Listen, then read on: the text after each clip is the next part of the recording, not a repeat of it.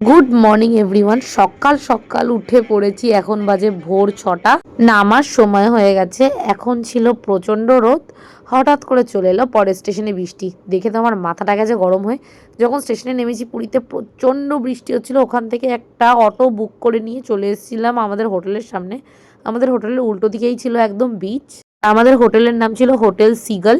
মোটামুটি 9টার মধ্যে হোটেলে পৌঁছে গেছিলাম আমরা। হোটেলের রুম থেকেই সমুদ্র দেখা যায়, এটা একটা খুব সুন্দর জিনিস। খুব পরিষ্কার ছিল হোটেল। আমাদের হোটেলটার এটা হলো সব থেকে লোয়েস্ট বাজেটের রুম। তাহলে এটা এত সুন্দর হলে হাইস্ট বাজেটের রুমগুলো কত ভালো হবে।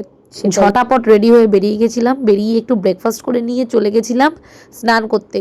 কত ফর্সা দুজনে আমরা এখানে নেমেছি, স্নান করার পরে উঠেছি পুরো কয়লা হয়ে। কত শঙ্খ বসেছিল আশেপাশে। আমার মা তো নেমেই শুরু করে দিয়েছে কেনাকাটা। আমিও কেনাকাটা করেছিলাম। ফোন নিয়ে জলে গিয়ে দাঁড়িয়ে তারপরে মরি আর কি। তো ঢেউ ফেলে দিচ্ছে, সে কারণে কোনো রিস্কই নিইনি।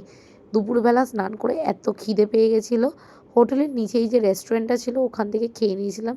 বাবা মা খেয়েছিল ভাত, ডাল, আলু ভাজা, কাতলা মাছের কালিয়া। আমি আর পুকু নিয়েছিলাম মিক্সড ফ্রাইড রাইস আর চিলি চিকেন। ফুড কোয়ালিটি আমার একদম ভালো লাগেনি, মাংসগুলো সেদ্ধ হয়নি, বড্ড বাজে লেগেছে আমার ফুড কোয়ালিটি। বিকেলবেলা আমরা চলে গেলাম অনুকূল ঠাকুরের আশ্রমে। আশ্রমটা এত সুন্দর, মনোমুগ্ধকর, সত্যি কথা একেই বলা হয়তো মনোমুগ্ধকর আশ্রম।